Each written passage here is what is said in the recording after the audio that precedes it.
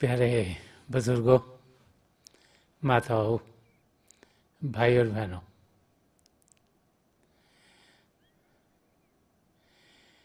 जब भी हम अपने आप के बारे में जानकारी पाने की कोशिश करते हैं तो हम इस ओर ध्यान देते हैं कि हमारे अंग संग कौन है, हमारा रिश्ता नाता उनसे क्या है और ये धरती जिस पर हम जी रहे हैं इसमें अलग अलग चीज़ों का महत्व क्या है। इंसान आँखों से देखता है और जो कुछ उसे दिखता है उसकी इमेज आँखों के ज़रिए ब्रेन की ओर जाती है और फिर जो हमारा दिमाग है वो समझता है कि उसके सामने क्या है, चाहे वो एक ग्लास हो पानी का, चाहे कोई पहाड़ हो, चाहे समुंदर हो, चाहे आसमान हो। तो आँखों के ज़रिए हम इस दुनिया की चीज़ों को देखते हैं और जो हमें दिखता है हमें वही सही लगना शुरू हो जाता है। और जैसे जैसे बच्चा बड़ा होता है, जैसे जैसे अलग अलग चीज़ों को देखता है, उसकी जानकारी उन चीज़ों की बढ़ती चली जाती है और बाहर की दुनिया जिसमें कि उसे अलग अलग इंसान मिलते हैं, उसके माँ बाप, उसके भाई बहन, उसके दोस्त रिश्तेदार बनते हैं समय के साथ साथ, तो उनके साथ इंसान जब मिलता है, वही बच्चा जब बड़ा होता है तो इंसानों के साथ साथ उसे और भी बहुत कुछ देखने को मिलता है। बाज़ार में जाता है तो अलग अलग चीज़ें उसे दिखाई देती हैं, तो इन सब के साथ इंसान जुड़ना शुरू हो जाता है। हम यही सोचते हैं कि जो कुछ भी है वो बाहर की दुनिया में है और इसीलिए साइंटिस्ट भी हमें बताते हैं कि 83% जो एक इंसान करता है, एवरेज इंसान करता है, वो देखने के ज़रिए होता है।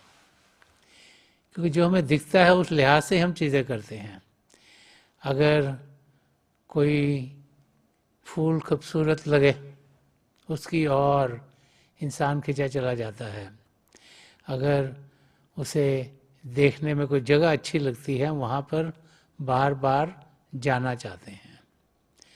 और हम जब ये ज़िंदगी जी रहे होते हैं तो जब हमारे सामने ये सवाल आ जाता है कि हमने पिता परमेश्वर को ढूंढना है, तो हम सब क्या करते हैं?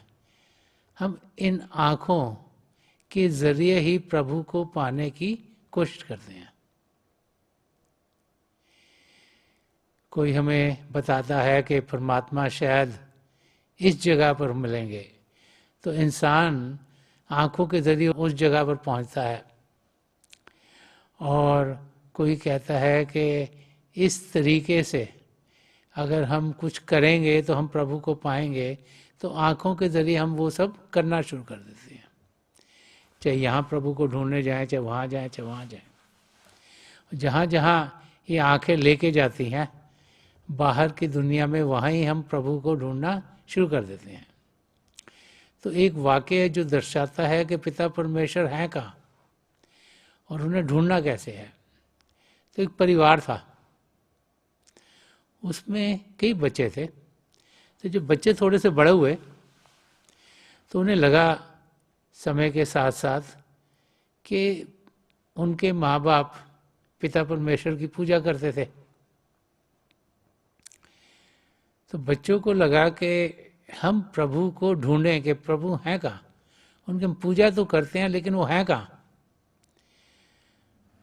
तो वो अपनी कार में बैठे और जैसे कि उन्होंने सुना था, उन्हें लगा चलो पहाड़ की तरफ जाते हैं, शायद वहाँ प्रभु मिले। तो पहाड़ की ओर गए, उधर बहुत से पत्थर दिखाई दिए और कुछ पौधे भी उग रहे थे और कहीं पहाड़ था, कहीं वैलीज थी, वो देखा, लेकिन प्रभु उन्हें कहीं मिले नहीं। तो लगा अच्छा चलो हम प्रभु को ढूंढने किसी जंगल में जाते हैं, शायद जंगल में होंगे। तो जंगल में गए, वहाँ बड़े बड़े पेड़ उन्हें दिखाई दिए, कोई जानवर भी उन्हें दिखे, लेकिन प्रभु दिखाई नहीं दिए। तो लगा चलो रेगिस्तान की ओर बढ़ते हैं, शायद वहाँ पिता परमेश्वर मिले। तो रेगिस्तान की ओर गए, तो वहाँ पर रेत ही रेत उन्हें दिखाई दे रही थी, ऊँट कहीं दिखाई दिए, लेकिन प्रभु नहीं मिले। तो थक कर घूम फिर कर वो अपने घर की ओर वापस आए। जब घर पहुंचे तो उन्हें बहुत प्यास लगी हुई थी। जहाँ वो रहते थे उनकी प्रॉपर्टी पर एक कुआं था। तो पिताजी उनके घर में थे। तो बच्चों ने कहा कि हमें बहुत प्यास लगी है। तो पिताजी ने कहा अच्छा चलो कुएं में से पानी निकालते हैं। तो जब पानी निकालने से पहले ही बच्चों ने कहा कि हमने तो बहुत प्रभु को ढूंढा, पहाड़ पर भी गए, जंगल में भी गए, रेगिस्तान में गए, लेकिन प्रभु हमें कहीं दिखाई नहीं दिए। तो आप बताइए कि प्रभु कहाँ है। तो पिताजी जो अभी बाल्टी लगाने लगे थे रस्सी को ताकि पानी निकालें कुएं में से, उन्होंने कहा, एक बच्चे को बुलाया, उसे कहा कि तुम देखो पानी के अंदर तुम्हें क्या दिखता है। तो उसे अपनी रिफ्लेक्शन दिखाई दी। तो पिताजी ने कहा कि प्रभु इनमें बस रहे हैं। तब जाके बच्चों को समझ में आया कि प्रभु कहीं बाहर नहीं, उन सब के भीतर हैं। हम सब पिता परमेश्वर को ढूंढने के लिए कभी यहाँ जाते हैं, कभी वहाँ जाते हैं, और ये भूल जाते हैं कि प्रभु हम सबके भीतर हैं। अब प्रभु अगर हम सबके भीतर हैं तो उनको देखें कैसे? हम लोग तो इन आँखों से देखने के आदी हैं। इन आँखों से सिर्फ बाहर की दुनिया की चीज़ें दिखती, तो पिता परमेश्वर को देखें कैसे? तो बार बार बार महापुरुष समझाते चले हैं कि प्रभु ने हर इंसान में एक दिव्य चक्षु दी है, एक रूहानी आंख दी है। उसे 10वां द्वार कहें, शिव नेत्र कहें, सिंगल या थर्ड आई कहें, वो यहाँ इन दो आँखों के बीच में है। जब ये अंदरूनी आँख खुलेगी तो फिर हम अंदर की दुनिया में देखना शुरू हो जाएंगे। अंदर की दुनिया जो प्रेम की दुनिया है, अंदर की दुनिया जो रोशन दुनिया है, अंदर की दुनिया जो खुशियों से भरपूर है, अंदर की दुनिया जो आनंद की दुनिया है, उस दुनिया में हम सब जा सकते हैं। ये बार बार बार महापुरुष हमें समझाते चले हैं। हमें करना क्या है कि हमारा ध्यान जो हमारी आत्मा का भारी रूप है उसे बाहर से हटा के अंदर की ओर करना है।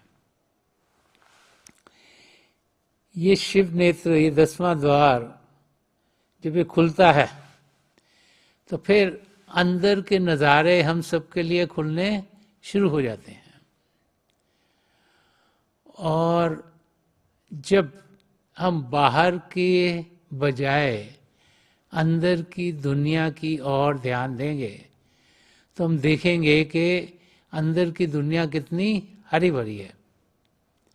संदर्शन सिंह जी महाराज, जिन्होंने बहुत कुछ रूहानियत के रास्ते के बारे में कहा है,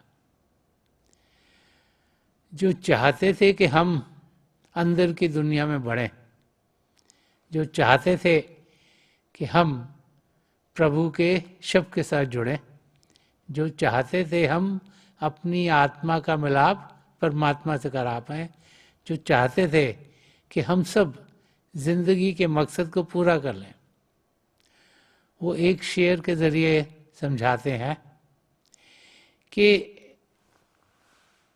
वो नज़रिया जो अंदर की दुनिया की ओर खुलता है वो क्या है, और जब वो खुलेगा तो हमें अंदर में क्या देखने को मिलेगा।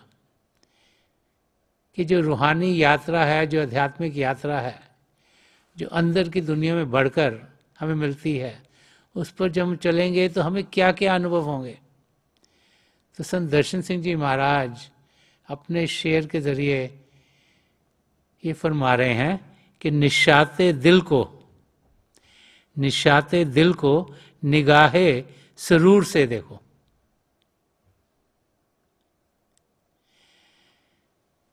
निशाते दिल को निगाहे सरूर से देखो, विशाल नूर का होता है नूर से देखो। कि विशाल नूर का होता है नूर से देखो। तो संत दर्शन सिंह जी महाराज इस शेर के जरिए हमें समझा रहे हैं कि निशाते दिल को, कि जो हमारा दिल है, जो हमारे अंदर की दुनिया है, वो आनंद से भरपूर है। क्यों? क्योंकि वो प्रभु के प्रेम से भरपूर है। क्यों? क्योंकि जो हमारे दिल की गहराई है वो हमारी आत्मा है। वो जो आत्मा है वो परमात्मा का अंश है। परमात्मा का अंश होने के नाते वो प्रभु के प्रेम से, प्रभु की रोशनी से, प्रभु के शब्द से भरपूर है। तो फरमारे निशाते दिल को कि ये जो हमारी आत्मा है, जो प्रभु के प्रेम से भरपूर है, फरमारे के निगाहे सरूर से देखो, कि उसे एक आध्यात्मिक जो मस्ती से भरी हुई होती है, उस निगाह से देखो। ये बाहर निगाह से नहीं। ये जो बाहर की आंखें हैं, ये सिर्फ बाहर की चीजें दिखा सकते हैं, लेकिन हमें जो हमारी आत्मा है, जिसमें प्रभु का प्रेम है, जो आनंद से भरपूर है, अगर उसको देखना है तो हमें एक रूहानी, एक आध्यात्मिक निगाह से उसे देखना होगा। अब इन आंखों से तो बाहर की चीजें देखते हैं, तो ये आध्यात्मिक निगाह क्या है?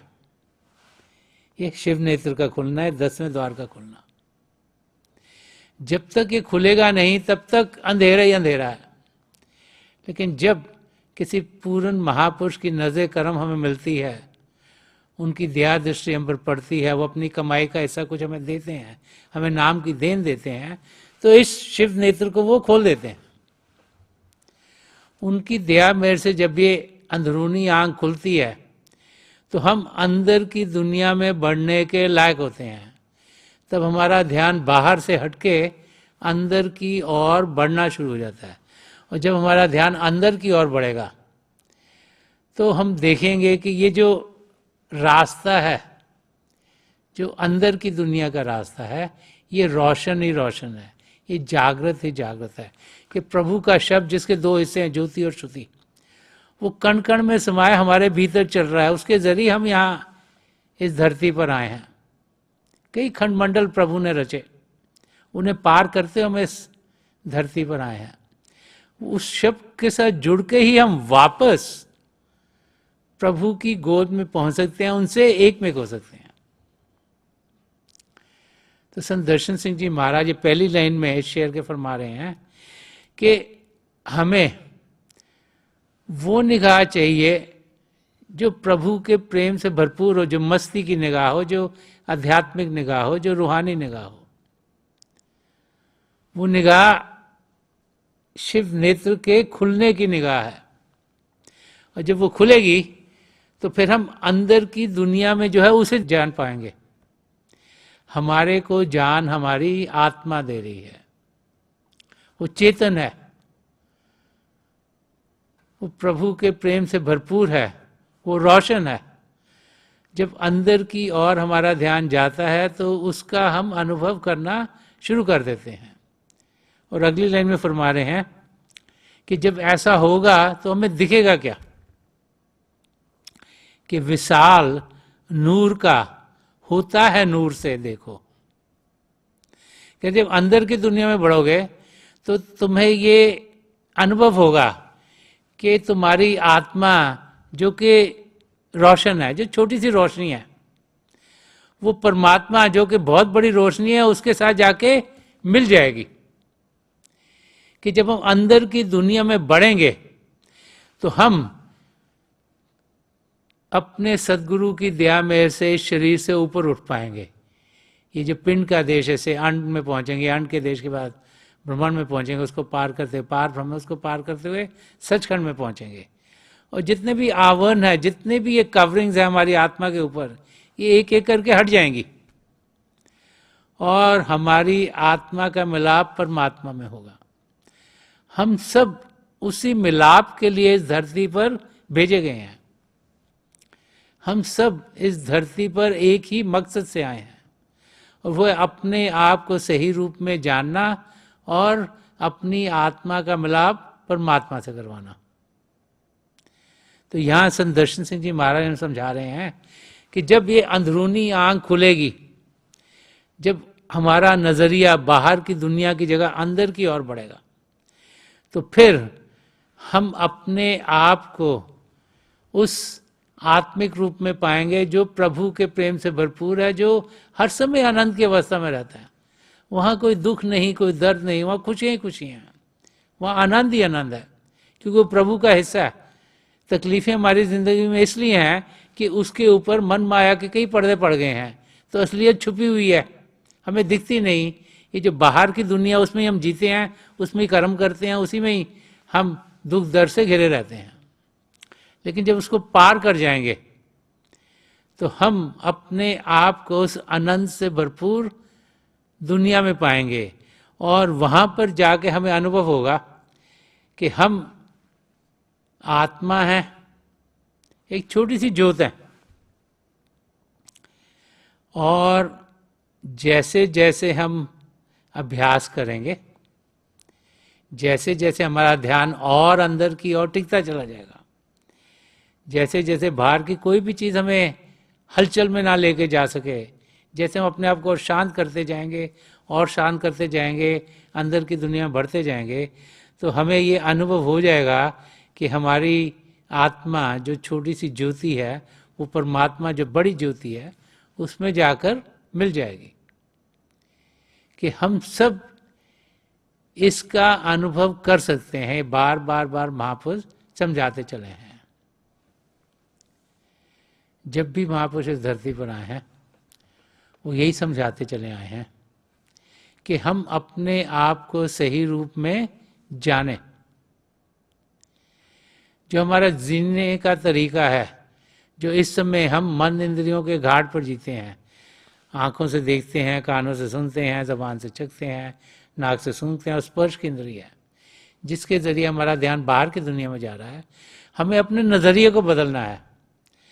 हमें जानना है कि पिता परमेश्वर बाहर नहीं, हम सबके भीतर हैं, और बाहर की ओर ध्यान देने की बजाय हमें ध्यान अंदर की ओर देना है। प्रभु हम सबके भीतर हैं, हमारे अंग संग हैं, और जब हम अंदर की दुनिया में जाने का तरीका पा लेते हैं, जब ये हमारा शिव नेत्र, ये 10वां द्वार खुल जाता है, तो फिर जागृति ही जागृति, रोशनी ही रोशनी हमें मिलती है, अंधेरा दूर हो जाता है, और फिर हमारे कदम बड़ी तेजी से हमें अपने मकसद की ओर, वो मकसद जो कि आत्मा का मिलाप परमात्मा में कराना है, उस ओर लेकर जाते हैं।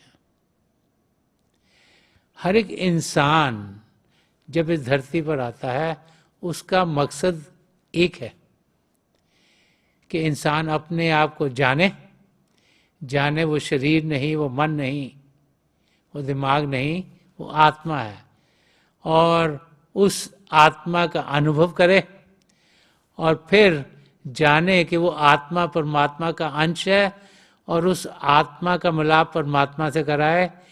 जो मन है, जो हर समय कोई ना कोई रुकावट डालता है, उसको हमें शांत करना है, और मन को शांत करने का तरीका, अभ्यास करने का तरीका, अपने आप को उस अवस्था में पाने का तरीका, जबकि हमें अनुभव हो जाए कि हम आत्मा है, उसे ही भजन सिमरन कहा जाता है, मेडिटेशन कहा जाता है, अंदर की दुनिया में ध्यान टिकाना कहा जाता है।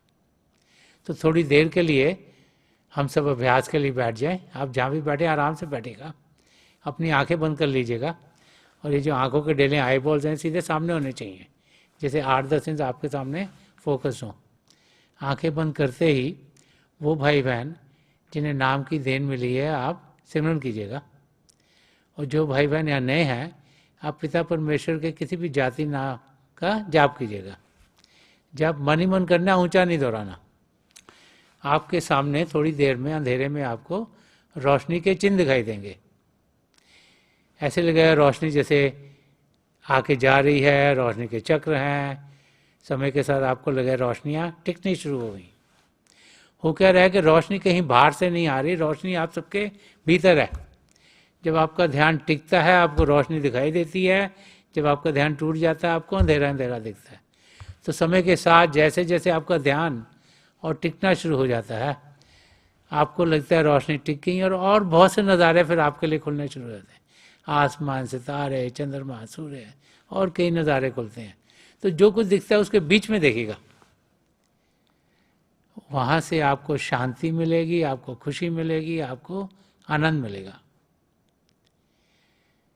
मेरी पिता परमेश्वर के चरण कमलों में, और जो पिछली सेंचुरी के महापुरुष हुए हैं, हजूर बाबा सावन सिंह जी महाराज, परम संत कृपाल सिंह जी महाराज और दयालपुर संदर्शन सिंह जी महाराज, उनके चरण कमलों में यही प्रार्थना है कि जो जो हम सबके लिए बेहतर हो महापुरुष हमें दें, हमें सबके साथ जोड़ें और हमारे भीतर प्रभु की ज्योत के हमें दर्शन करवाएं। थोड़ी देर में मैं आपको इस बैठक से उठाऊंगा और मेरी शुभकामनाएं आप सबके साथ हैं।